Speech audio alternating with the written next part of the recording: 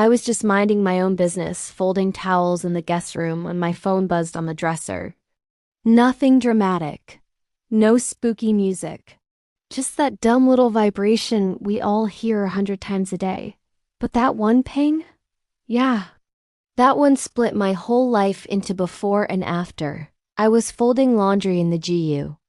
I glanced over and saw my son's name on the screen. Evan. I smiled automatically. You know how moms are? Doesn't matter if your kid is 5 or 45, their name pops up and your heart still does a little flip. I'd been so hyped for weeks. We were supposed to go on this big family cruise together, 7 days in the Caribbean. Blue water, stupidly pretty sunsets, Lily running around in little sundresses, me taking way too many pictures like a typical grandma. I'd already pictured us on the deck, hair all messed up from the wind, laughing over what excursion to do next. Dolphins, snorkeling, some cheesy island show. All of it. So I pick up the phone, still hugging a towel to my chest, and open the message. First line? Totally normal. Then I scroll down, and my brain just stalls. Mom, Anita and I talked. We think it's better if this cruise is just for the three of us. Quality family time. You understand, right? I just froze. You ever read something and your brain refuses to process it, like, nah, we're gonna pretend that's not what it says? I read it again and again. Just the three of us. Quality family time. You understand, right? The towel slid right out of my hands and dropped to the floor. I didn't even feel it. It felt like the air in that room went heavy all at once. Like the whole house took one deep breath and then stopped. This guest room, it used to be my happy corner. Soft yellow walls, white curtains that always caught the afternoon light. That old quilt my mom sewed years ago draped across the bed. This was Evan's room when he came home from college.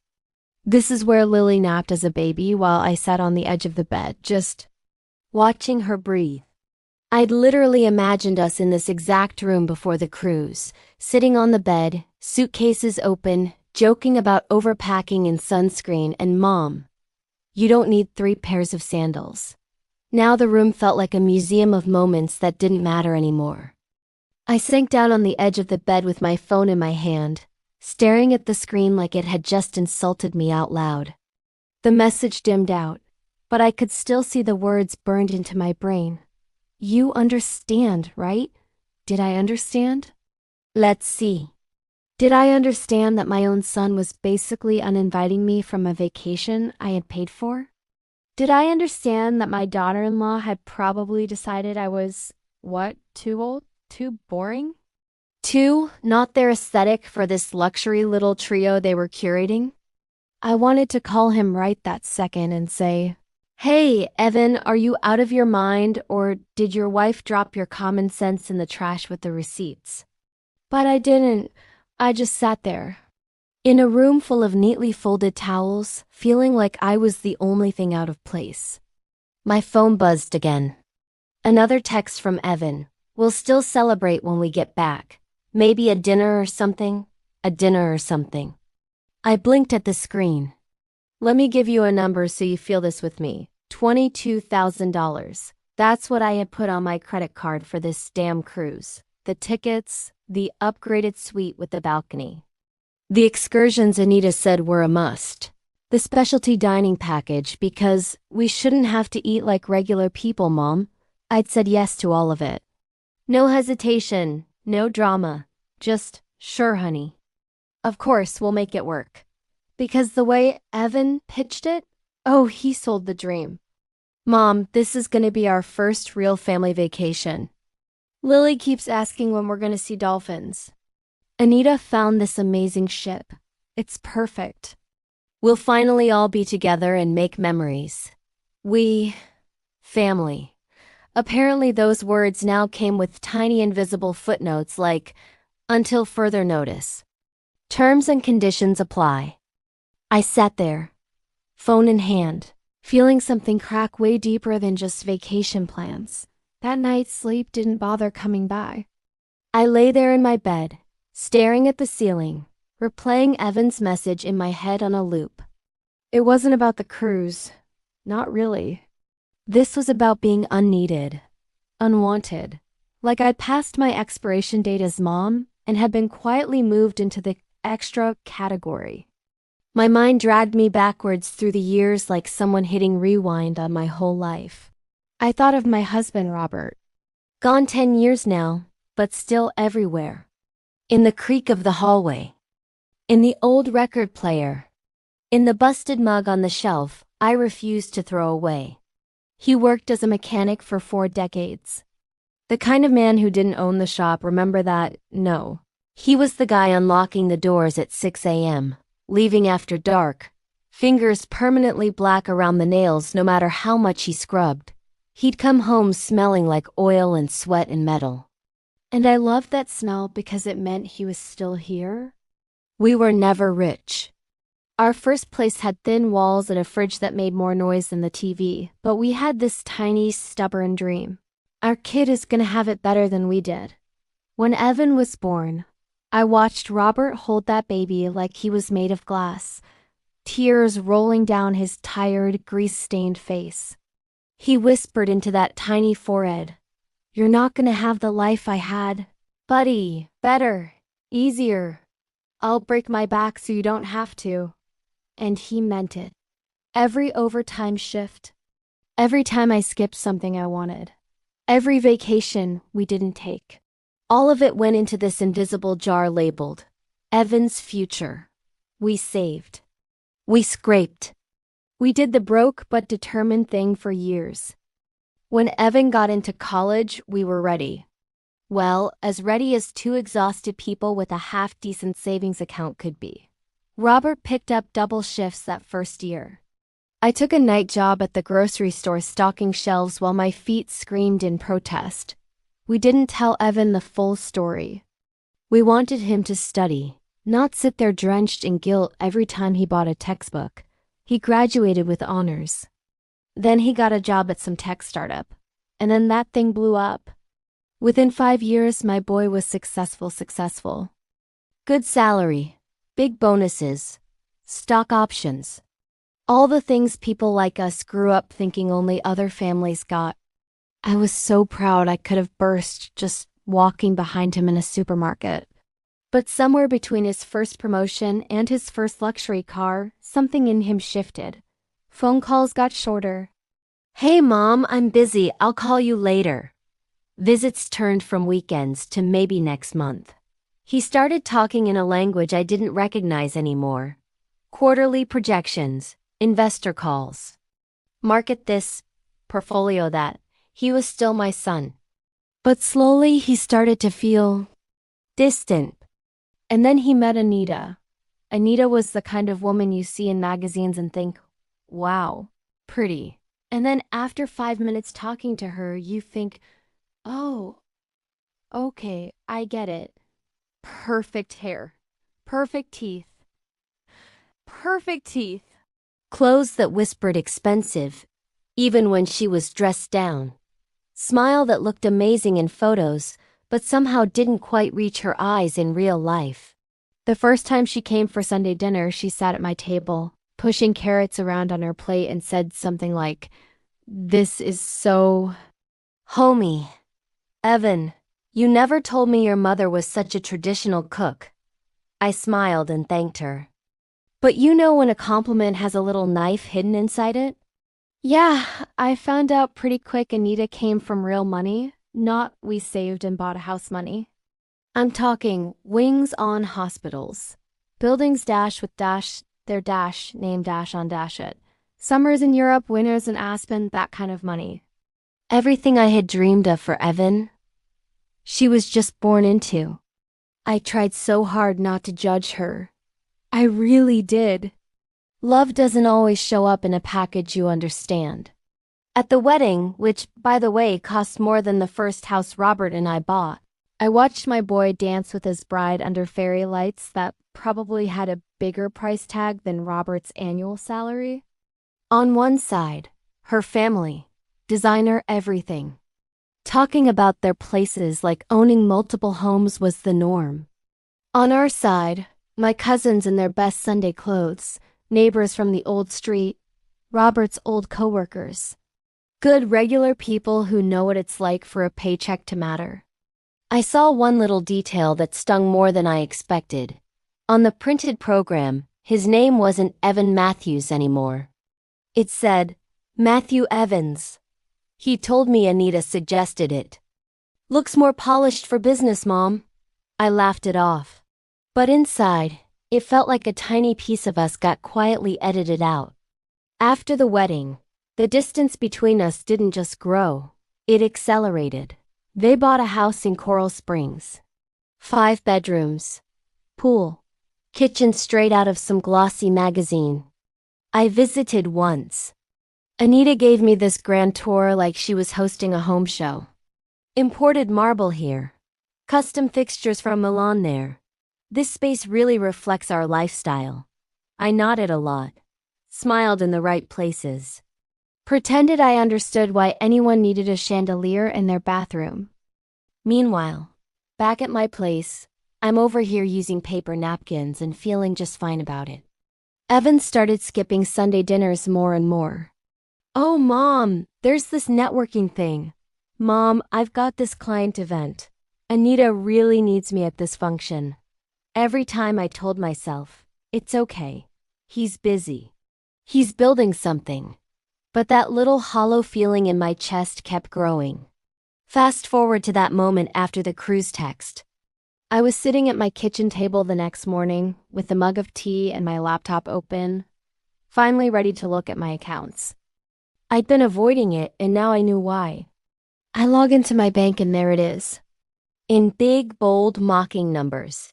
$22,417 charged 6 weeks ago. Paradise Cruise Lines staring me in the face. I scroll more. Then I check the emergency card. You know, that one you keep tucked away and promise yourself you'll only use if someone is in the hospital or the car explodes. I'd given that card to Evan last year. Temporary help for a cash flow issue, he said. Just for emergencies, Mom. Promise. You want to know what emergencies look like in their world? Spa in South Beach. Luxury hotels. Online boutiques with names I can't even pronounce. A steakhouse charging $60 a plate, like that's reasonable. Wine bars. Over and over, swipe after swipe, I start adding it up. And when the total hits around $43,000, my stomach drops. $43,000. On an emergency card. Built on Robert's overtime and my second job and all the times we told ourselves we don't need that right now. I just sat there, staring at those numbers, feeling stupid. Not just hurt. Stupid. Not only had they started cutting me out emotionally, they'd been bleeding me dry financially at the same time. As I'm sitting there, my email dings. I almost ignore it. But something in me says, check it. It's from Anita, or at least. The thread is, she'd forwarded something to one of her little country club friends. Except she messed up. My name was sitting there in the CC line like a glitch. My gut tightened. I hovered over the delete button. For a second, I thought, don't do this to yourself. Just delete it. You've had enough pain for 1 week. But that little voice in the back of my head, the one that had been whispering wake up for months, it said, no, you read that. So I scrolled. And there it was. In black and white. Once the house is in Evan's name alone, we can stop depending on her. It's embarrassing having your mother involved in everything. She's sweet, but she's not our circle. Let's just get through this cruise and then we can create some distance. I'm thinking of telling Evan we should spend the holidays with my family from now on. His mother still uses paper napkins at dinner parties. Paper napkins. I can't. I read it once. Twice. A third time. Not our circle. Embarrassing. Create some distance. Paper napkins. I thought of all the Sunday dinners I'd cooked for them. How carefully I'd set the table with the nice plates we got as a wedding gift. Paper napkins because, I was raised to not waste money on things you throw away. And the whole time, she was smiling at me across the table, hugging me goodbye, while secretly planning my exit from their lives like I was some temp worker whose contract was about to expire. My eyes burned, but I didn't cry. No tears left for that. What settled in instead was something sharper, colder, clear. In that moment, I saw the whole picture. They were using my money, planning to cut me out, talking about me like I was a charity case they were forced to entertain. I closed the laptop, walked to the window. Outside, my little garden was doing its thing. Tomatoes growing, roses blooming, the world not caring one bit that my heart had just been put through a shredder. I'd built this life with my own hands, with love, with sacrifice. And somewhere along the line, I let myself believe I had to buy my way into my own son's life. That I had to pay and smile and shrink myself just to stay included. Then, right there in that quiet kitchen, something finally snapped into place. Not rage. Not some dramatic, I'll destroy them moment. Just this one small, powerful word in my head. Enough. I went back to the table, opened my laptop again, pulled up the cruise company's number. And that's where the real story starts. I sat there with the phone number for Paradise Cruise Lines pulled up, finger hovering over the call button. And I swear to you, my hand was shaking not from fear, but from clarity. For years, I had let people, my own family, make me feel small. Like love had to be earned, bought, negotiated, not today. I took a deep breath and pressed call. After a few rings, some overly cheerful voice chirped. Thank you for calling Paradise Cruise Lines. How may I help you today? Yeah, I said, trying to keep my tone steady. I'd like to cancel a reservation. It's under the name Matthews. Evan Matthews. There was a pause, some clicking of a keyboard. Yes, ma'am, I do see that reservation. Suite 7213, departing this Friday. Are you one of the guests? I'm the one who paid for it. Another pause. Longer this time. You could almost hear the woman straightening her posture. Oh, I see. Well, in that case, yes, ma'am, I can help with that. Would you like to cancel all guests on this reservation? I smiled. It wasn't a happy smile. It was the kind of smile you get right before you finally stop being the doormat. Yes, I said. All of them. She hesitated. There will be a cancellation fee. Doesn't matter. And refunds can take 3 to 5 business days to. Perfect, I said. Send it all back to the card on file. My card. I could hear her typing faster, her voice softening like she was scared to mess with this energy. All right, ma'am, the cancellation has been processed. You'll receive an email confirmation shortly. Thank you, I said, polite as ever. Oh, and one more thing. Yes? When the other passengers call asking what happened because they will tell them to talk to me. And I hung up. For the first time in a long time, I felt something I hadn't felt in years. Power, not anger, not revenge, just control. It wasn't about ruining their trip. It was about reclaiming my place in my own damn story. So I got up, poured myself a cup of coffee and waited. Didn't take long. Maybe 20 minutes later, my phone exploded text after text after text. First came Evan. Mom, did you just cancel our cruise? Then another. This isn't funny. Then Anita. What the hell did you do? I could almost see her face perfect makeup cracking, voice pitching higher with each text. I didn't reply. Then the phone rang. Evan. I let it go to voicemail. Then he called again. On the third try, I answered. Mom, what the hell is going on? His voice was shaking with anger. Oh, hey, sweetie, I said, sipping my coffee. How's your morning going? Mom, don't play games. The cruise is canceled. The company said you did it. I sure did. Why would you, Mom? That was for us. For you, I said. Correction noted.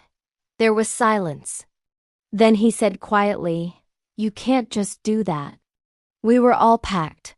Oh, I can. And I did. Because it turns out when you pay for something, you own it. Funny how that works, huh? Mom, Anita is furious. Do you know how embarrassing this is? Oh, I bet it is, I said, setting my mug down. Almost as embarrassing as finding out your son and his wife were planning to cut you off while spending your money. He went quiet, completely silent. Where did you hear that? He asked finally, voice lower now. I read it, I said. In an email. Anita's email. She must have hit the wrong CC. Guess honesty's hard when you're busy pretending to be rich. Mom? Don't mom me, Evan. You used my credit cards, my savings, my trust. And then you told me I understood, right? Well, guess what I do now? You could hear his breathing change on the other end. Not anger. Not sadness. Guilt. The kind that creeps in when the game's up. Mom, I didn't know she said those things. Didn't you? Because someone had to approve those emergency expenses. Someone had to swipe my card for a steak dinner that cost more than my grocery bill for a week. He didn't answer. I didn't raise you to be this way, I said, voice cracking just slightly.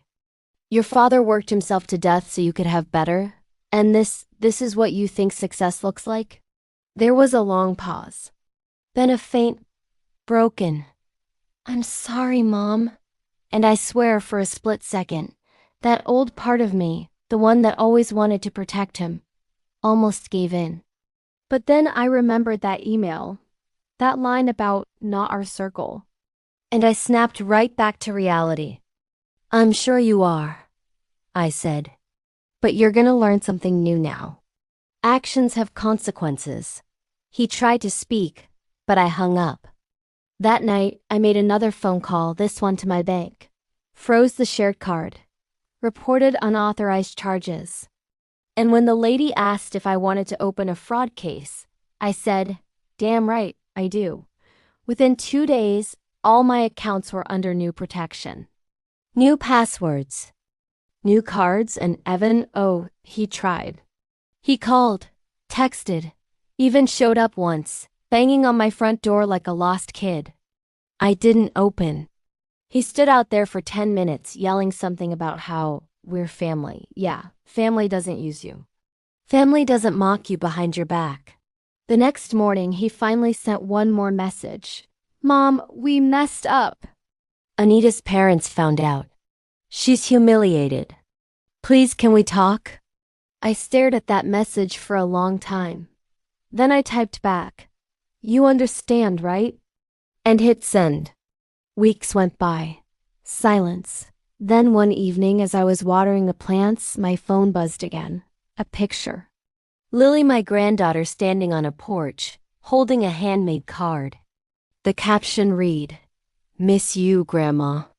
Daddy says sorry. I sat down right there on the porch and let myself cry for the first time in months because kids don't fake kindness. They don't play those games. I called Evan later that night. We talked. Really talked. He admitted he'd lost sight of what mattered. That he'd been so caught up trying to impress Anita's world, he forgot the one that built him. They'd sold the Coral Springs house. Moved back to a smaller place. Anita? She left for a while. He told me he's trying to fix things for him and for Lily and me. I'm not the same woman who folded towels and waited for texts that never came. Now I live by one rule. If you have to beg someone to see your worth, you're standing in the wrong damn room. After everything that went down, the cruise, the confrontation, the fallout, I thought peace would feel louder. But silence has a weird way of echoing. It fills your house, your phone, your evenings. You start to wonder if peace and loneliness are just two sides of the same damn coin. I'd gone from daily messages and weekend dinners to nothing, no calls, no updates. Just quiet, and I wasn't sure if that was healing or punishment. The garden was my escape. It's funny when you spend years working for others, giving, sacrificing, when the noise stops. You start hearing yourself again. I'd plant seeds at dawn, pull weeds in the afternoon, and talk to the tomatoes like they were old friends who still listened. But don't get it twisted. I wasn't some soft, broken old lady singing to roses. No, I was a woman who'd been burned and finally learned where to aim the fire next time. 2 months passed before I heard from Evan again. I was sitting on my porch, rocking in that old chair Robert built, when I saw a car pull into the driveway. Not the usual fancy SUV either. It was an older Honda, paint chipped, one headlight foggy. The kind of car you buy when you finally realize image doesn't pay the bills. Evan stepped out. He looked different, not bad, just humbled. The designer watches and smug attitude were gone. Instead, he had dark circles under his eyes and hands that fidgeted like he wasn't as sure he even deserved to be here. He stood at the bottom of the porch, eyes low. "Hey, Mom." I didn't say anything right away. Just rocked in that chair, letting the creak fill the space between us. He shifted awkwardly. I brought someone. The back door opened and out came Lily, my little sunshine. She spotted me, yelled "Grandma," and ran straight up the steps before I could even stand. Her tiny arms wrapped around my waist like a second chance I didn't know I needed. "Hey, baby girl," I whispered, brushing her hair back. "You got taller. What are they feeding you, huh?" She giggled, and for a moment the world felt simple again. Evan watched, eyes glassy. I didn't know if you'd let me come in," he said quietly. I looked him over and said, "You hungry?" He nodded. "Then come inside. We'll talk after dinner. We ate like old times. Well, almost. No fancy table settings. No catered meals. Just fried chicken, mashed potatoes, and my homemade biscuits. The same kind of dinner his father used to say could fix anything short of death." Lily chatted the whole time, telling me about school, how she wanted to be a vet, how her dad burned pancakes trying to make breakfast once. Evan laughed at that, really laughed, and it hit me. It'd been years since I'd heard that sound. After Lily went to watch cartoons, he leaned back in his chair and sighed. "Mom?" I screwed up, big time. "Yeah," I said. "You did." He nodded, didn't argue, didn't deflect. Just sat there, chewing on his guilt like it was part of the meal. "I thought I had everything figured out," he said. "Money, status, the perfect life. Anita made it look easy. I wanted to fit in, you know? I didn't realize I was losing everything real." I stayed quiet. Let him talk.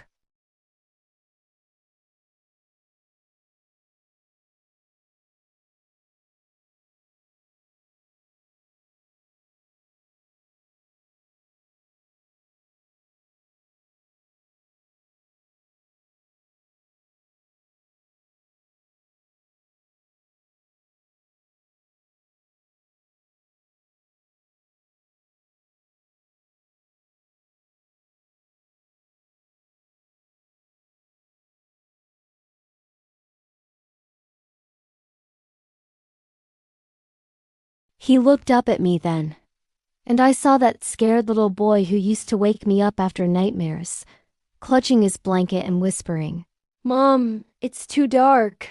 "Mom, I want to make things right," he said. "Not just with the money, with you. I don't expect you to forgive me, but I want to earn back what I broke. And damn it, my heart, it cracked a little." Because as much as I wanted to stay mad, that's not how motherhood works. We don't stop loving our kids. We just stop making excuses for them. I looked at him and said, "You can't buy your way back into this house, Evan. You show me. Day by day." He nodded, eyes wet. "I will, Mom. And to his credit, he did. The next few weeks he came by every Sunday. Sometimes with Lily, sometimes alone. He'd help in the garden, fix little things around the house, sit on the porch while we talked about nothing and everything. He started working again too. Not at some high-rise office or startup. He took a manager job at a local auto shop, the same kind his dad used to work in. Said it felt like coming full circle.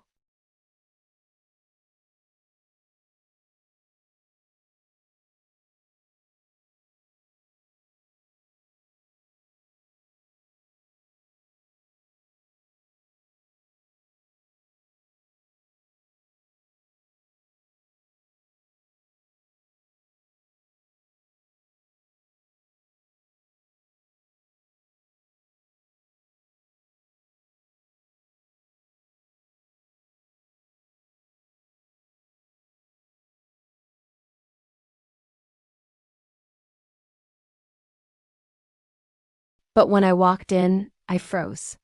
Right there on the wall, under a framed photo of Robert, was a new sign. Matthews and Son, Auto Honest Work. Honest Pay. I stared at it for a solid minute before turning to him. You did this? He nodded. Yeah. The owner retired. Offered me the place for cheap, said I reminded him of Dad.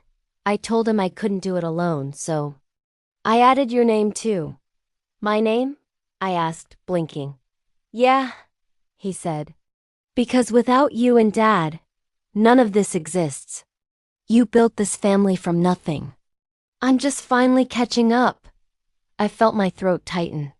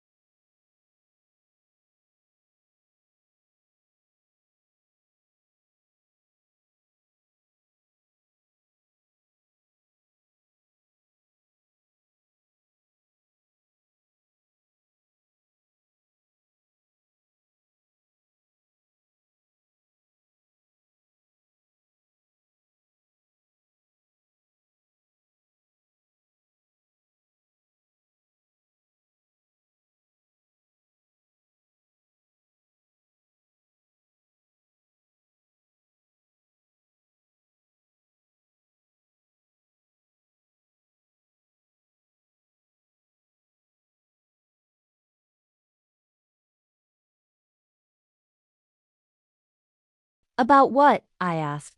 He smiled softly.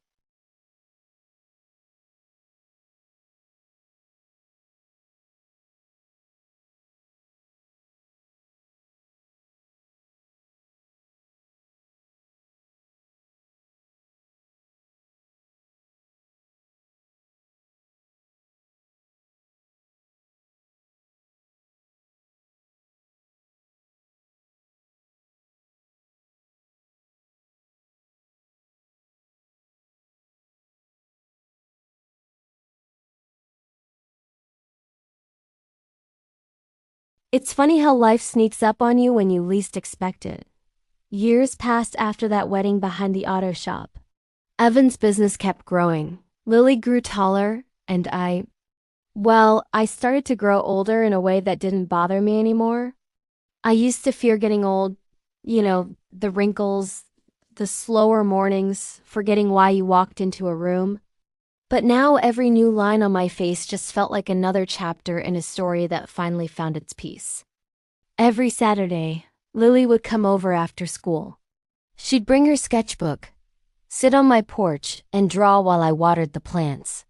One day, she looked up at me and said, "Grandma, what was my mom like?" And for the first time, I didn't flinch. I looked at that curious face, her big brown eyes, the same ones Evan had as a kid, and I took a breath. She was beautiful, I said. Smart, ambitious. But she forgot something important along the way, that love isn't measured in money. Lily nodded like she understood, even if she didn't yet. Kids feel truth before they can define it. She smiled, flipped a page in her sketchbook, and started drawing again. When she turned it around, I froze. It was a picture of me, in my garden, watering the roses, but she'd drawn me with a crown of flowers and light all around me. "You're my queen, Grandma," she said simply. And just like that, I felt years of hurt dissolve in one sentence. A few months later, I had to slow down a bit. Arthritis, blood pressure, all the usual reminders that time doesn't care if you've still got things left to do. Evan started stopping by every morning before work. He'd bring me breakfast, black coffee, no sugar, just how I like it, and sit at the kitchen table while I fussed about his hair being too long. One morning, he came in holding an envelope.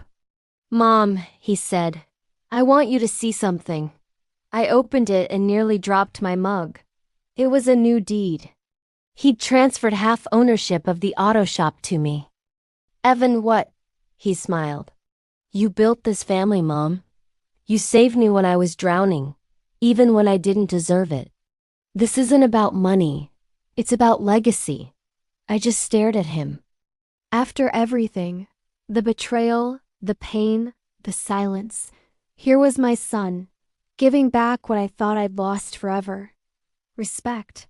He took my hand and said softly, "Dad used to say, you can lose money and still make it back. But if you lose your name, you lose everything. I want Lily to remember ours for what it really stands for." I couldn't even speak. I just nodded, tears slipping down my cheeks while pretending to be annoyed that my coffee was too hot. A few weeks after that, something unexpected happened. Evan called and said, "Mom, there's someone I want you to meet." I laughed. "You getting married again already?" He chuckled nervously. "Not me. It's someone from the bank. She's been helping me expand the shop. Her name's Maya. And when I met her, I understood why his eyes had light again. Maya wasn't flashy. No design or anything. Just a woman with kind eyes, calloused hands from working in her garden, and a calm voice that filled the room like music. The first time she came over for dinner, she insisted on doing the dishes with me. Sighed, "I can't sit still while someone else cleans." "That's bad manners." I smiled. "You're already part of the family then." Evan looked over, eyes wide. "Wait, really?" I winked. "Don't push your luck, son. Let me finish the dishes first." We all laughed. Time kept rolling forward like it always does. Birthdays, holidays, quiet mornings, all the little things that add up to a full life. But it wasn't until Lily's high school graduation that I realized how far we'd come. We were sitting in that hot, crowded gymnasium, the kind that smells like sweat, popcorn, and old victories, when Lily walked across that stage in her cap and gown. She smiled out into the crowd and spotted us. Me, Evan, and Maya sitting side by side. She waved, and for a second, I swear I saw Robert in her grin. After the ceremony, she came running up to me, diploma in hand. Grandma, I got accepted. For college? I asked. She nodded, beaming. Full scholarship. Art and design. I'm gonna be an illustrator. I laughed, half proud, half terrified. So you're gonna be one of those starving artists, huh? She giggled. Not starving, just inspired. Then she handed me a small notebook. I made this for you. When I opened it, my breath caught. Inside were drawings. My garden, the shop, Evan fixing cars, me baking cookies, Lily as a little girl on my lap. And on the last page, a quote written in careful handwriting. Strong women don't seek revenge. They build empires on the ashes of what tried to break them. She looked up at me shyly. It's yours, Grandma. You're my inspiration. I didn't say anything for a long time. Just hugged her, so tight she squeaked. Because in that moment, I realized something. All those years I thought I was just surviving, I was building something. A legacy that didn't come from money or power, but from character. The kind of legacy that trickles down through the small moments. Dinner tables, honest work, hard lessons. And now Lily was carrying it forward without even realizing it. The next few years passed like warm summer evenings. Slow, easy, full of laughter and love. The shop became a family business in every sense. Evan handled repairs, Maya ran the books, and Lily designed the new logo, a sleek vintage emblem that read, Matthews and Family, built on integrity. We even had a billboard on the edge of town. Every time I drove by it, I smiled.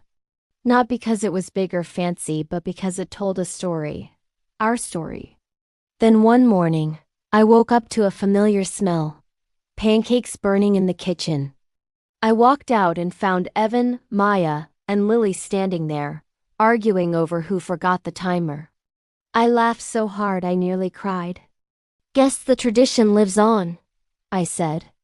They all turned to look at me, and Evan said, You taught us everything that matters, Mom. And I told them what I wish someone had told me years ago. The best families aren't the ones that never fall apart. They're the ones that choose to rebuild. As the years rolled on, Lily went off to college, and I started slowing down more. My steps got shorter, my mornings quieter.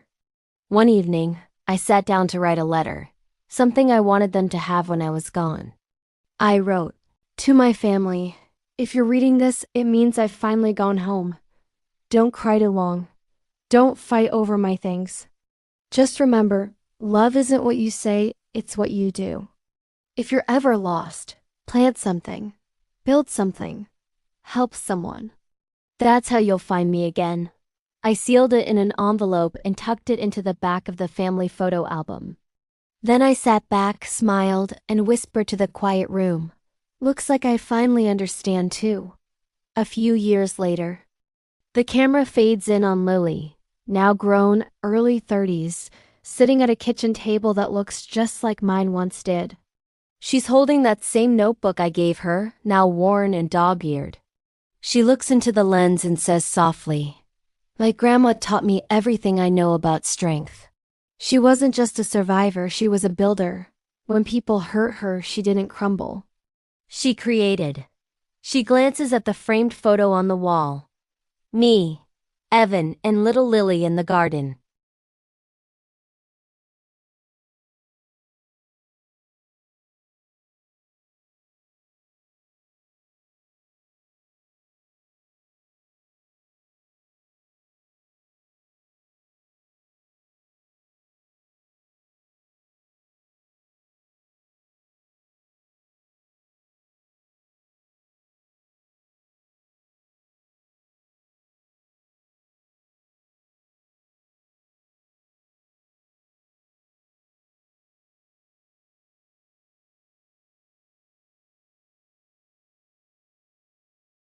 When Lily opened the Payback studio, folks in town didn't think it would last.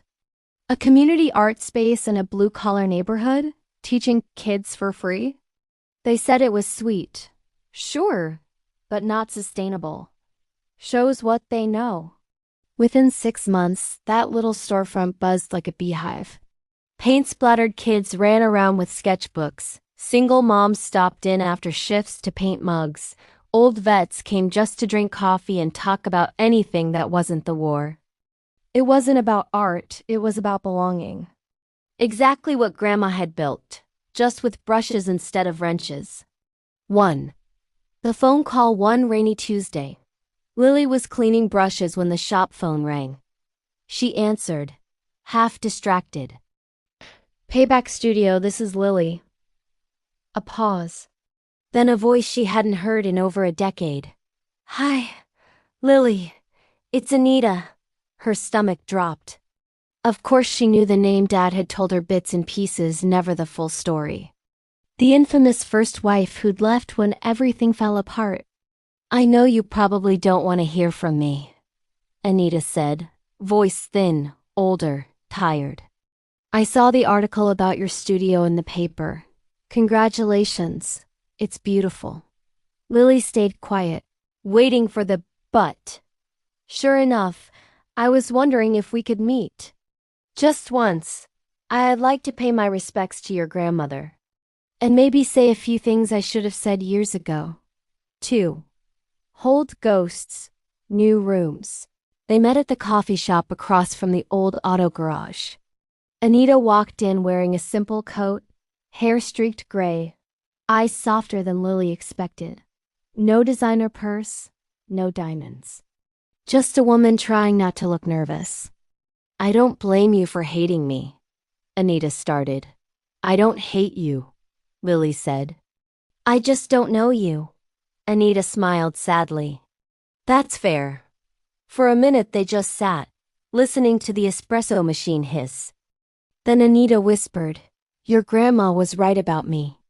I thought money made me better than people.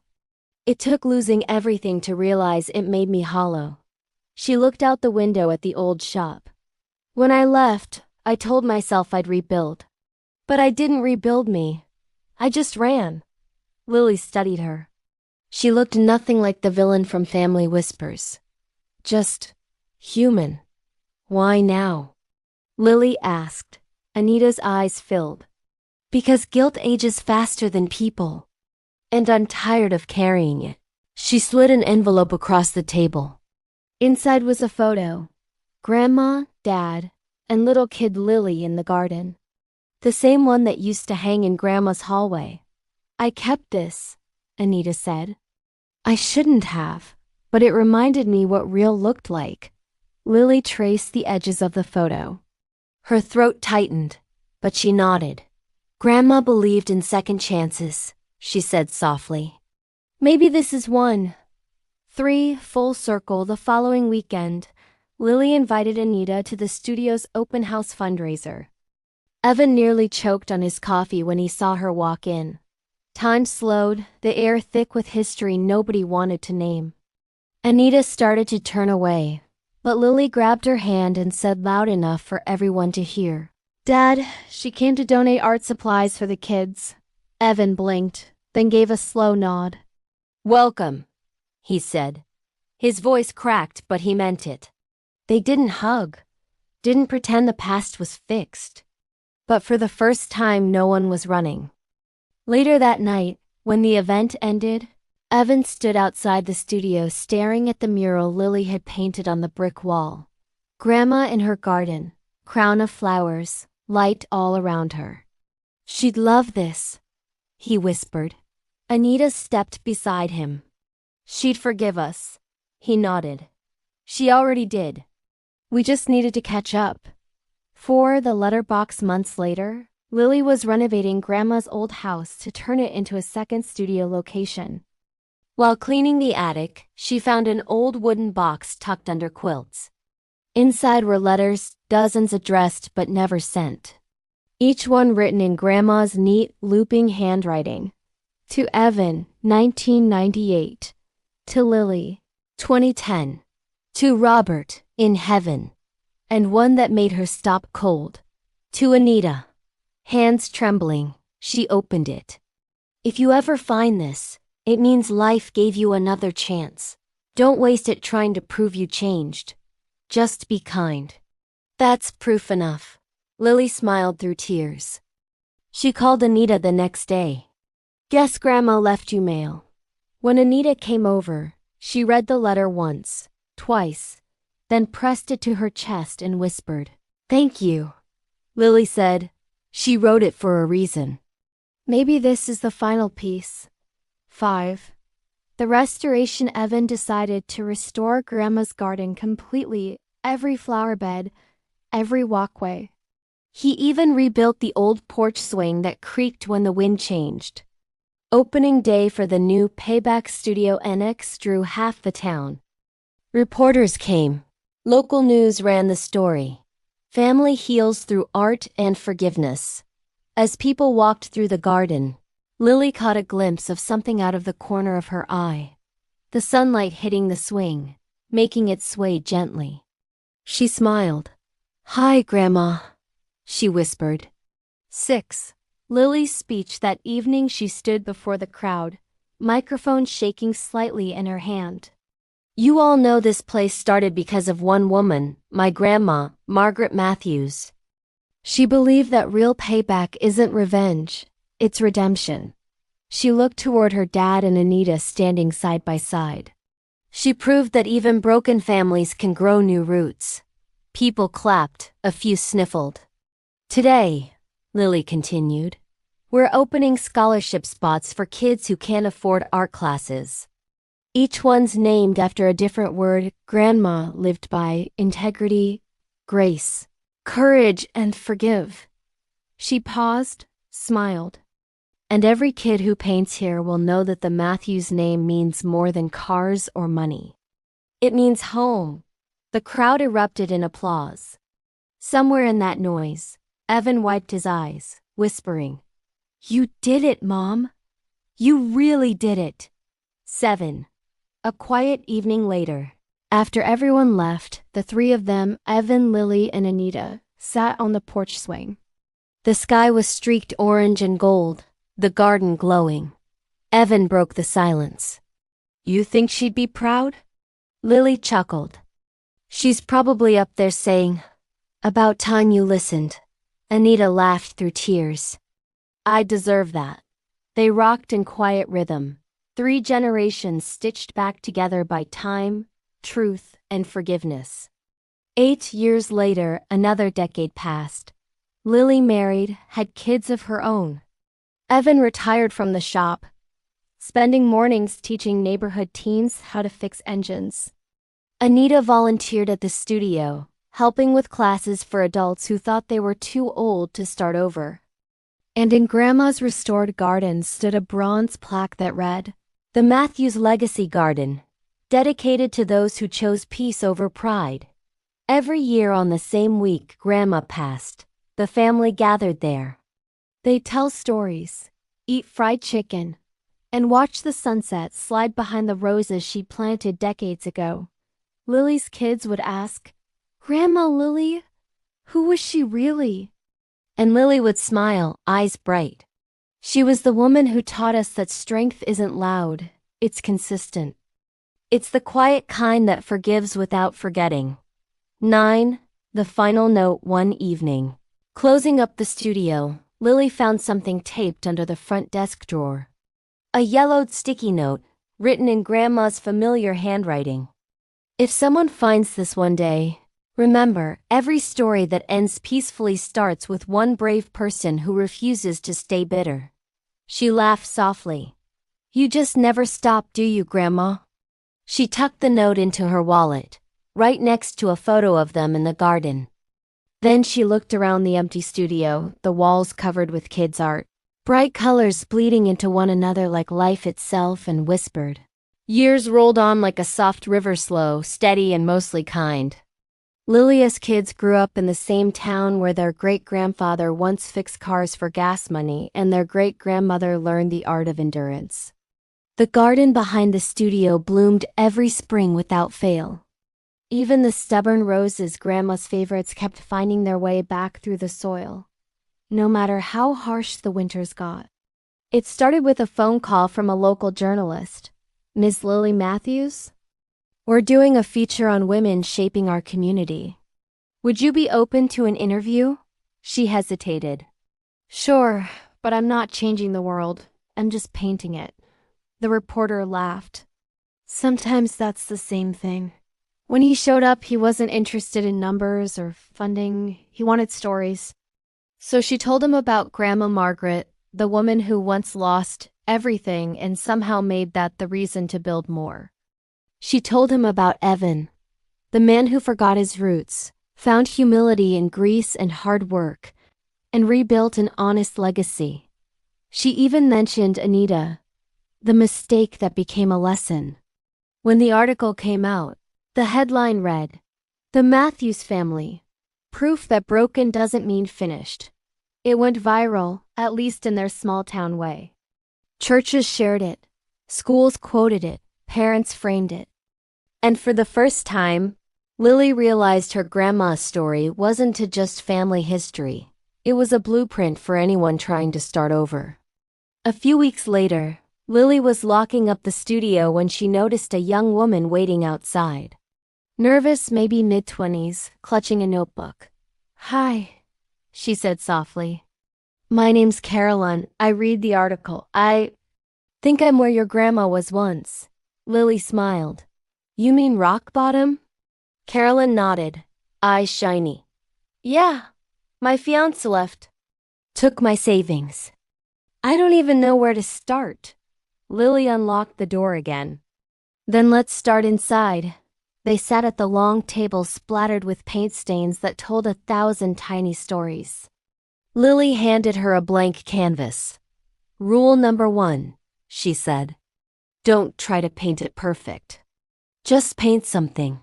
By the time the clock hit 10, Carolyn had made a mess, a beautiful, chaotic, tear-stained mess. And for the first time in a long time, she was smiling. That night, after Carolyn left, Lily walked through the quiet studio, turned off the lights and whispered, still paying it forward, "Grandma." Sometimes she still dreamed of Grandma's house. The hum of the ceiling fan, the smell of fried chicken, the sound of old records playing Sinatra. In the dream, Grandma was always sitting at the kitchen table, folding towels like in the story that started it all. Only this time, when the phone buzzed on the dresser, Grandma didn't flinch. She looked at it, then at Lily, and said, "See? Looked at it, gataichatet. Neden dasotsi." Then at Lily, and said, "The trick isn't avoiding pain. It's learning what to plant after it passes." Lily would wake up every time right after that, the words echoing in her chest like a heartbeat. Nothing lasts forever, not even second chances. One quiet winter, Evan's heart gave out in his sleep. No pain, no struggle. Just peace. At the funeral, the church overflowed mechanics, teachers, customers, kids from the studio. People stood up one by one to tell stories. How he fixed cars for free when folks couldn't pay. How he showed up with food when the factory shut down. How he'd say, "It's okay. Life breaks down sometimes, just means you need new parts." When they lowered the casket, Lily slipped a single rose from Grandma's garden inside and whispered, "You made it right, Dad." Anita was there too, standing beside her. She placed her hand on Lily's shoulder and said quietly, "He kept my letter." Said forgiveness was his best investment. And somehow that made the cold day a little warmer. Time didn't stop for grief, it never does. Lily threw herself into teaching. Every mural, every art show, every smile from a kid who thought they weren't good enough. That was therapy. On the 10th anniversary of the Payback studio, the town hosted a street fair. Vendors lined the block, live bands played, and every kid who'd ever taken a class came back wearing paint-covered shirts. The mayor gave a short speech, ending with, "Some stories make you cry, but the good ones make you act." The Matthews legacy reminded this town that redemption isn't luck, it's work. Then they unveiled a bronze statue right in front of the studio. A woman standing tall with a watering can, pouring water over a blooming garden. Margaret Matthews, she turned pain into purpose. The crowd went silent. Lily couldn't speak, she just nodded, tears running freely, the kind that don't sting anymore because they mean something good. A few months later, a small-time filmmaker contacted her. He wanted to turn the story into a short documentary. Not a sob story, he said. A survival one. Lily agreed on one condition: no scripts. No actors, real people, real words. When the film premiered at the local theater, the room was packed. Evan's old photo hung at the entrance. Anita sat front row. As the credits rolled, there wasn't a dry eye in sight. The final shot was Lily walking through the garden, whispering, "The seed never dies, it just waits for the right season." That line hit people hard. Within weeks, the film spread online, and donations poured in from strangers around the world. People who'd never met Margaret Matthews were quoting her words in comments, tagging hashtag the Payback Files and hashtag build peace. Grandma had gone global. Years later, Lily returned to the original house one last time before selling it to the city for preservation. The paint peeled, the porch creaked, but the heart of the place still beat strong. She sat in that same yellow guest room, the one where Grandma once got the text that started this whole story. The sun poured through the curtains, lighting dust in the air like tiny golden fireflies. She picked up her phone, opened the studio's page, and posted a photo of the garden with the caption, "Full circle." Within minutes, hundreds of comments poured in. Old students, neighbors, people who'd seen the documentary. All of them saying the same thing in their own way. "Thank you for reminding us to forgive." When Lily's granddaughter, another Margaret, turned 12, she found the old wooden box of letters while helping her mom pack supplies. "Mom, what's this?" she asked. Lily smiled. "That box built everything you see." The girl opened one of the letters and frowned. "It's all about mistakes." "Why'd Grandma write about sad stuff?" "Because," Lily said, crouching beside her, "she wanted us to remember what it costs to stay kind." Then she hugged her and whispered, "Promise me one thing. When life hurts you, don't bury it. Grow from it." The girl nodded solemnly. "I promise." And somewhere, maybe in the rustle of the garden outside, a faint voice seemed to say, "Good answer." That evening, Lily sat on the same porch swing, watching the sun melt into the horizon. The air smelled like cut grass and old memories. She took a deep breath and whispered, "You did it, Grandma. The family's good. The garden's alive. The story's safe." A warm breeze lifted through the roses, brushing her cheek like a soft hand. And in that quiet moment, everything felt complete. 5 years later, the Payback Studio Foundation had branches in 5 states. Every location displayed the same quote over the entrance: "Don't get even. Get better." And every kid who stepped inside learned the story of Margaret Matthews, the woman who turned heartbreak into heritage. Spring came late that year.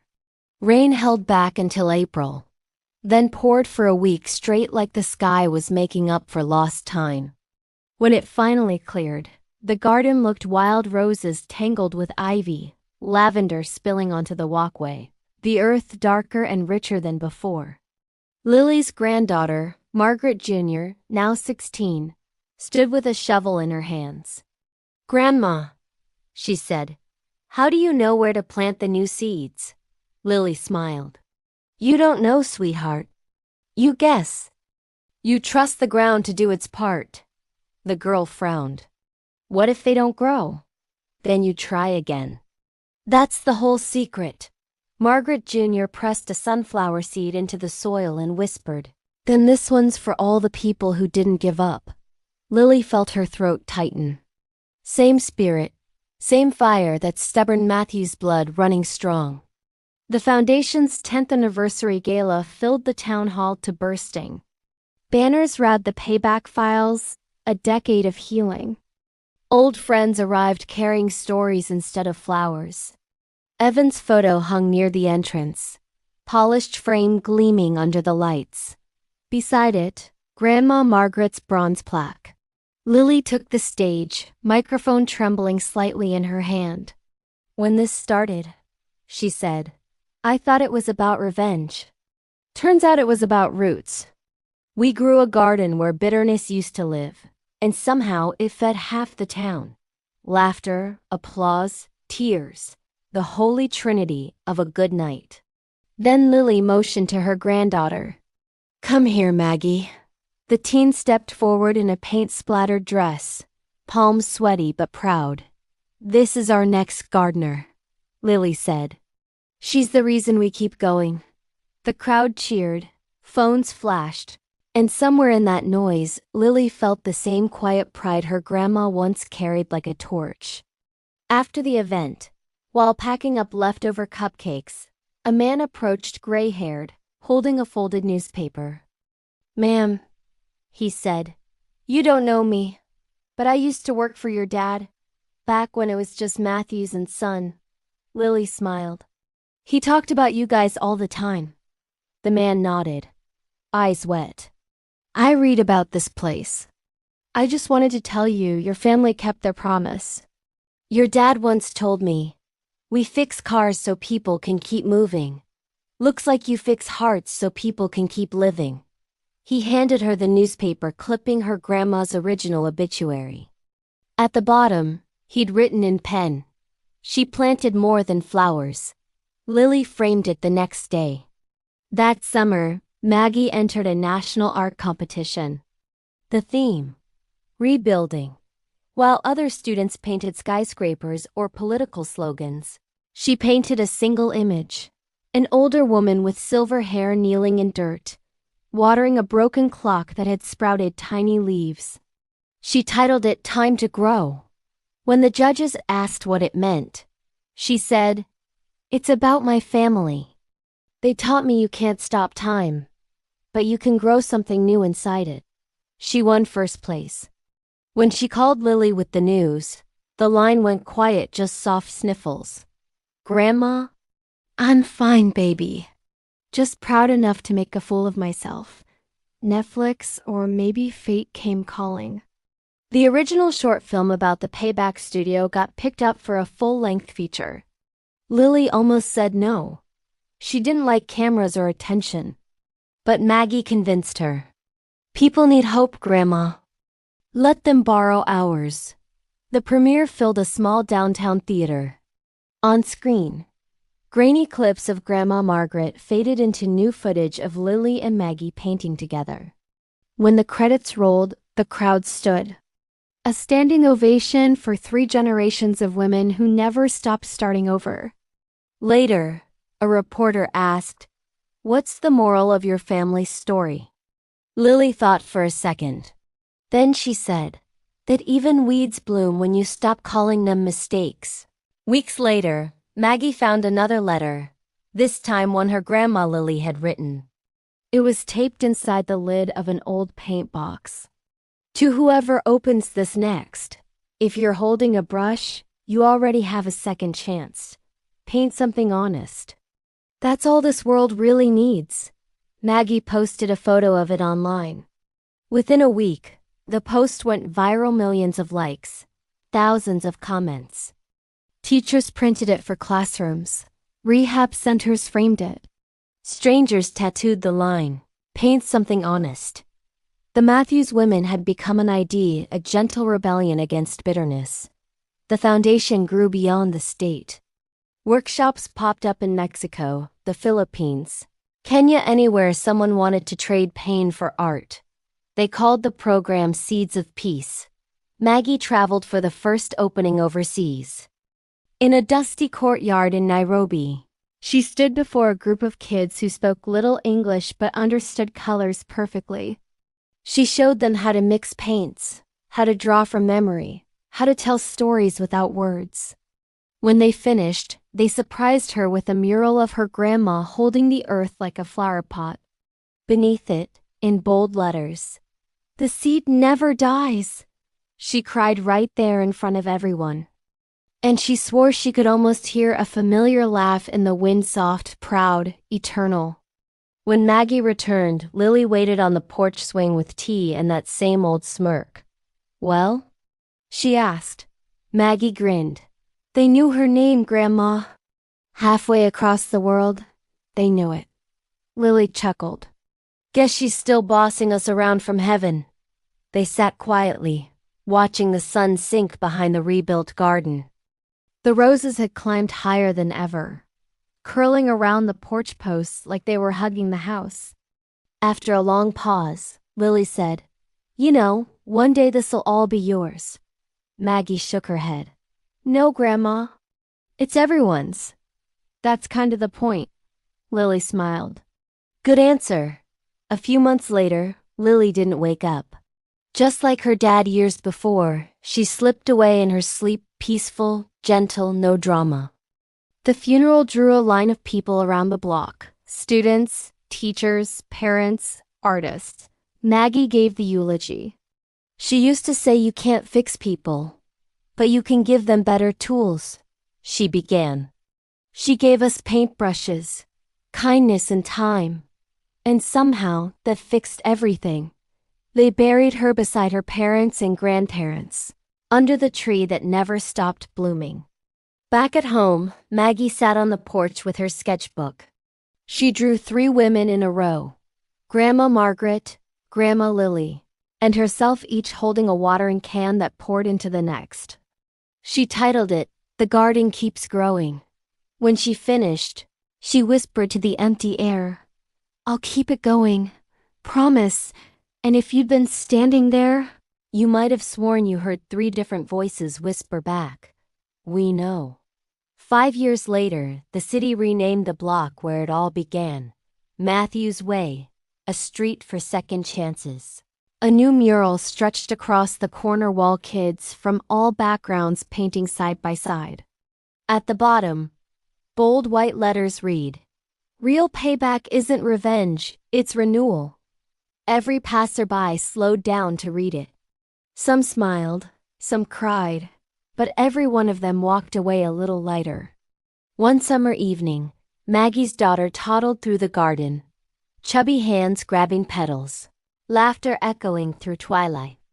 Maggie knelt down and helped her plant a tiny seed in the same patch where Grandma Margaret's first roses once grew. "What's this flower gonna be, Mommy?" the little girl asked. Maggie smiled. "A reminder." Of what? That even when something ends, something else is already starting. The world changed faster than anyone could track. Cars drove themselves. People lived through screens. But one small corner of town stayed the same: the Matthews Garden. Tourists still came every spring to see the roses that refused to quit. No pesticides, no fancy irrigation. Just stubborn love and the right kind of soil. Inside the old house, now the Matthews Center for Creative Healing, hung a single photograph. 3 women, 3 generations, hands dirty, smiles real. Under it, engraved words read, "They watered more than flowers." Every year on the garden's anniversary, a crowd gathered to hear someone read the original story. But this year, a new face stepped up. A young teacher named Aria Lopez, not a Matthews by blood, but by spirit. She cleared her throat. "My mom was one of the kids who painted here when she was 12. She began. She said Ms. Maggie told her, "If you can tell your story in color, you'll never need to scream." That line saved her. The crowd went silent. Aria lifted a small notebook. "These are Margaret Matthews's old letters. The ones she left for people she never met. They were found in a storage box during the last renovation." She opened it and read one aloud. "To whoever finds this when the world feels loud, turn down the noise by doing something kind. It works every time." Half the crowd wiped their eyes. The other half just looked up at the sky, pretending it was dust. After the reading, Aria received a letter from a school in Japan.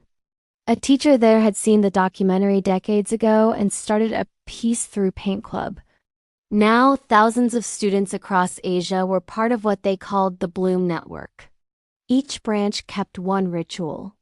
Every new artist had to plant a seed in a recycled paint can before starting their first mural. The idea spread worldwide. Airports, hospitals, refugee camps, all had their own little payback gardens. Some were just window boxes. Others were acres wide. All carried the same rule. You paint, you plant. During the 50th anniversary celebration, city officials decided to bury a time capsule under the garden gate. They asked Arya to choose what went inside. She picked 6 things. A copy of Grandma Margaret's first letter. A dried rose from the original bush. A child's crayon drawing of the studio. A wrench from the old auto shop. A paintbrush used by Maggie Jr., a USB drive, containing every version of the Payback Files stories. As she sealed the capsule, she whispered, "For whoever forgets why kindness matters," the mayor asked. "When should it be opened?" Arya smiled. "When the world feels tired again." Decades later, someone uploaded the old Payback Files episodes to a virtual reality archive. Viewers could walk through the garden, hear the birds, smell the roses, and listen to Grandma Margaret's words in surround sound. Teenagers visited from across the world. They'd pick up digital paintbrushes, splash virtual color across holographic walls, and still leave crying. One reviewer wrote, "I went in for nostalgia. I came out remembering my mom." The comments section turned into a confession booth, people forgiving, apologizing, rebuilding right there in text form. Even in a world of algorithms, Grandma Margaret still knew how to reach people. Then came the storm. A freak hurricane tore through the coast, taking roofs, cars, and half the garden with it. When the skies cleared, reporters arrived expecting ruins. But under the mud and splintered branches, one single plant stood upright, a sunflower taller than any the volunteers had ever seen. Scientists said it was impossible. The roots were too deep. The locals just nodded and said, "Yeah, sounds like a Matthews thing." That sunflower became the new symbol of the foundation. Strong enough to bend, smart enough not to break. Months later, a package arrived at the rebuilt center. Inside was an envelope, yellowed with age, postmarked from 20 countries. Each stop had its own note, passed on by someone who found hope here. When Arya opened it, the letter inside was simple. "If this ever makes it back home, tell them the garden worked." She framed it beside the old photograph. Underneath, she added her own line. "Hope has a return address. At the reopening ceremony, children from every corner of the city carried potted plants down the street like parade floats. A marching band played. People danced, and the mayor unveiled a new bronze statue. A little girl handing a flower to an older woman. The plaque read, "The bloom that outlived time, in honor of every Margaret." When the crowd applauded, petals from somewhere nobody knew where fell from the sky like confetti. Some said drones dropped them. Others swore it was just the garden saying you're welcome. After everyone left, Arya locked the gate and sat on the bench by the roses. Fireflies blinked between the stems like living fairy lights. She whispered, "Margaret, Lily, Evan, you can rest. We've got it from here." A warm breeze brushed her cheek, smelling faintly of motor oil and jasmine. She smiled. "Yeah, I thought so." By the time the next spring rolled around, Arya was older gray streaks in her hair, lines of laughter and sorrow etched around her eyes. The Matthews Garden had become a landmark, but it still felt like home. She sat on the same old bench that Lily used to love, sipping coffee as the world woke up.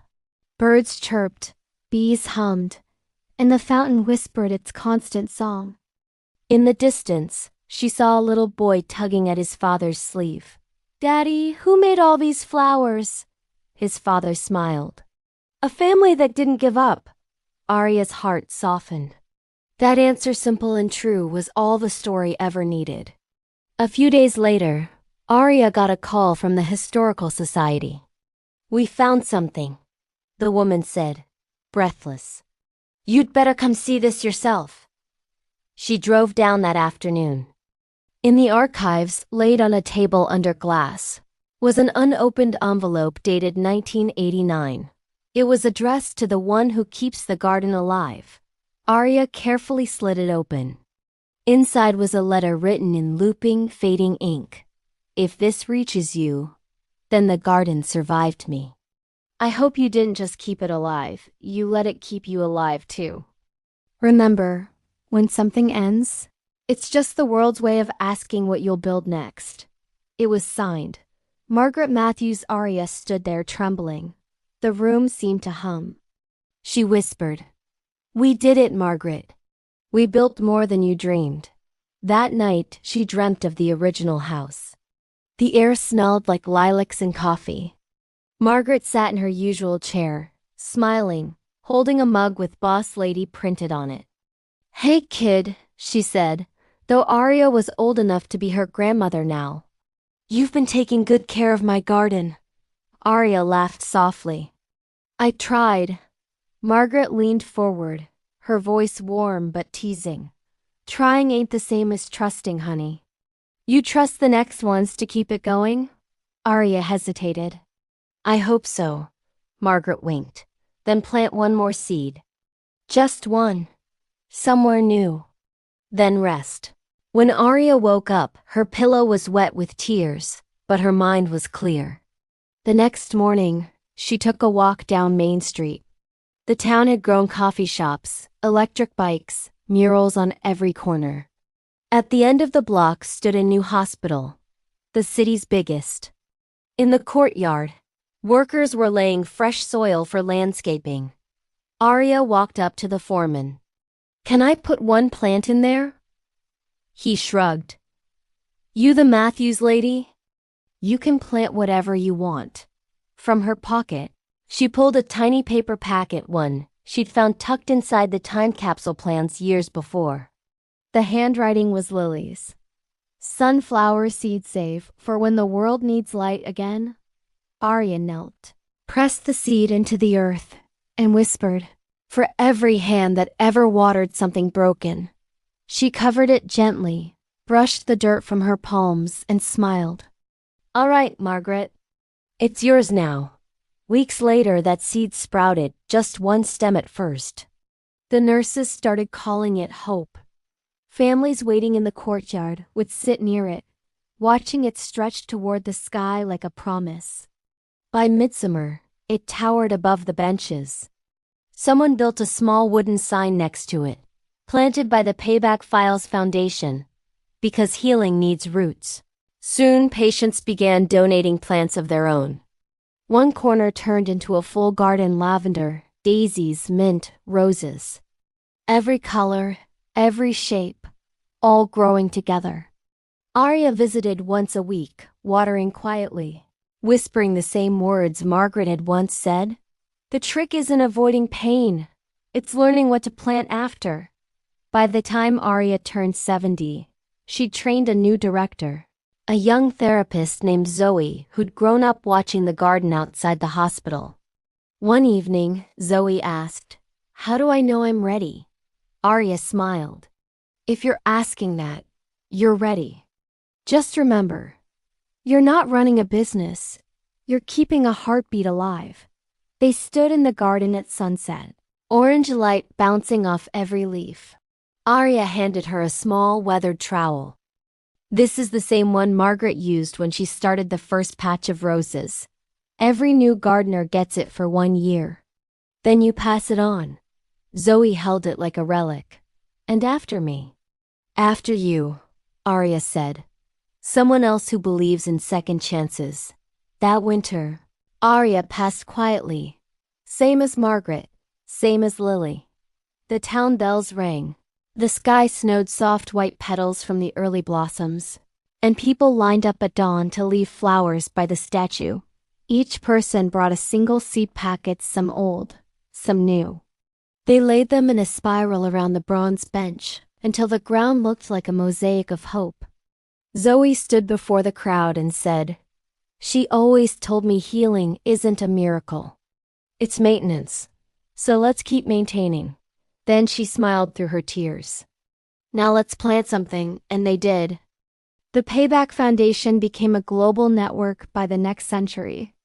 There were gardens in 50 countries, online memorials, documentaries, even VR classrooms teaching empathy through art.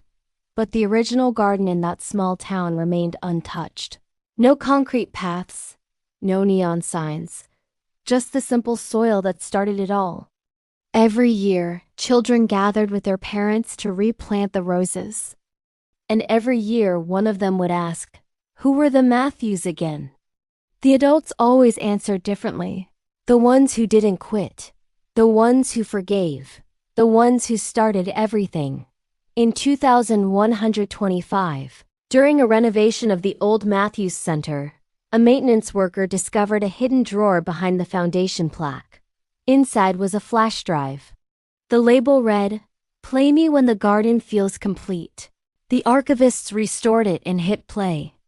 A flickering video appeared, Arya, older now, sitting on the bench, speaking to whoever came after. If you're watching this, then the story's probably changed 100 times. That's okay. Just remember, kindness doesn't expire. It gets handed down like a song people keep humming even after the music stops.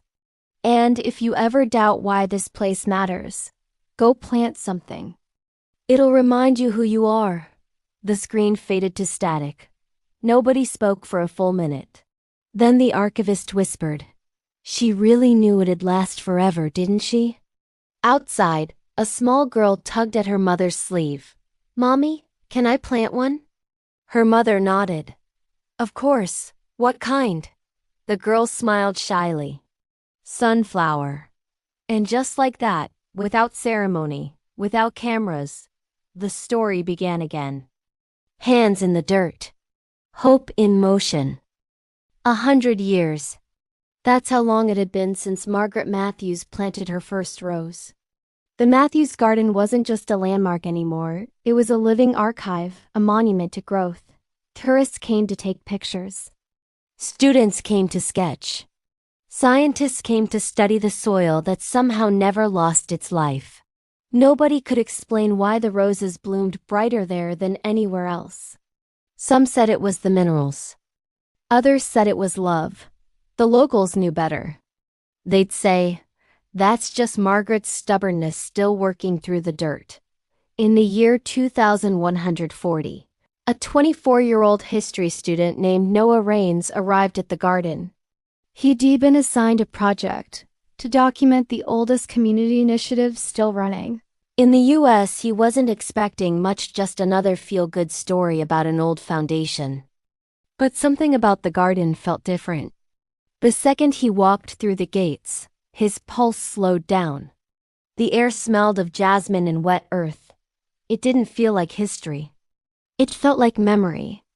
At the entrance, he saw a small plaque. "You can't fix people, but you can give them better tools." Lily Matthews, that line stuck with him. He wrote it at the top of his notes, circled it twice, and underlined it. While exploring the old building beside the garden, Noah found a narrow staircase leading to a locked attic. The caretaker, an older woman named June, handed him a set of dusty keys. "Go ahead," she said with a grin. "Everyone finds something up there." Inside the attic, sunlight sliced through the slanted window, landing on boxes labeled letters, paintings, family. He opened the first one and froze. Inside were original recordings from the Payback Files, audio stories told by voices that sounded older than time. He listened to one. A woman's voice, steady, wise, still sharp. "Revenge fades. Roots don't." Noah sat down on the floor, closed his eyes, and whispered, "Who was this woman?" Over the next few weeks, he dove deep. Margaret Matthews, the woman who turned betrayal into a legacy. Her son Evan, who lost himself and found redemption. Lely, the daughter who rebuilt everything. Maggie Jr., the artist who made forgiveness fashionable. Arya, the teacher who kept it alive. 5 generations each passing down one lesson. When you heal yourself, you heal everyone after you. The deeper he read, the more personal it felt. Noah wasn't just studying history anymore, he was untangling his own. He'd grown up in a fractured home. Parents who barely spoke. A sister he hadn't seen in years. Margaret's words hit like lightning. You can't choose who hurts you, but you can choose what grows after. He wrote that on a sticky note and kept it on his laptop. One night, while writing his report, he paused mid-sentence. Instead of typing, he opened his phone and scrolled to an old contact. Emma Sis. They hadn't spoken in 7 years. He hit call before he could talk himself out of it. She answered on the 3rd ring. Noah? Yeah, he said softly. Hey. Long silence. Then, you okay? He looked out the attic window at the moonlight on the roses. Yeah, he whispered. I just wanted to say, I miss you. And I think we can fix this if you want to. Another pause. Then her voice cracked just a little. Yeah, I want to. The next day, he brought her to the garden. They sat under the sunflower arch and talked until dawn about childhood, mistakes, forgiveness. By sunrise, the air between them felt clean again. Months later, Noah proposed something new. A digital museum that didn't just show the Matthews story but let people add their own. He called it Roots of Forever. Visitors could upload stories, pictures, or voice notes about anyone who had taught them grace after pain. Each submission became a virtual seed. Over time, those seeds turned into a glowing, animated forest online, thousands of stories branching out, intertwining. Within a year, it became a global phenomenon. People in Brazil, India, Kenya, and Alaska were planting digital trees for their grandmothers, friends, or even strangers. At the center of the virtual garden stood one golden sunflower. When you clicked it, you heard Margaret's original voice saying, "It's not about payback. It's about planting something that outlives the hurt." On the 125th anniversary of the Payback Files, the Foundation hosted a worldwide event broadcast in real time across every continent. People gathered in gardens, on rooftops, in classrooms, even in prisons, all holding one thing, a seed. Noah stood on the main stage at the original Matthews Garden, holding a jar of soil from the first rose patch. Today, he said into the microphone, we're not just celebrating a family. We're celebrating everyone who decided that kindness should win. He bent down, poured the soil into a large planter, and placed a single seed inside. From one woman's courage, he said, came all this. Crowds everywhere repeated the same words in unison, a chant that echoed around the world. Roots of forever. When the chant faded, a soft wind blew through the garden. The roses rustled, the fountain shimmered, and the single seed began to sprout right there, live, on camera. Gasps rippled through the crowd. It shouldn't have been possible. But it was. Within seconds, a tiny green shoot broke through the dirt, reaching for the sun. Noah stared, hands trembling, eyes wide. I guess she's still watching, he whispered. The audience fell silent. For a full minute, nobody spoke. Just the sound of wind, birds, and a growing plant. Later that night, as the event replayed on every major channel, commentators called it the bloom heard around the world. Scientists argued. Skeptics rolled their eyes. Believers cried. But everyone agreed on one thing. It felt real. At the end of the broadcast, a final message appeared on screen, white letters over footage of the glowing garden.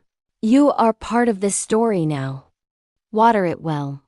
50 years later, long after Noah and Emma were gone, the digital forest was still growing. People had turned the platform into a universal memorial for kindness.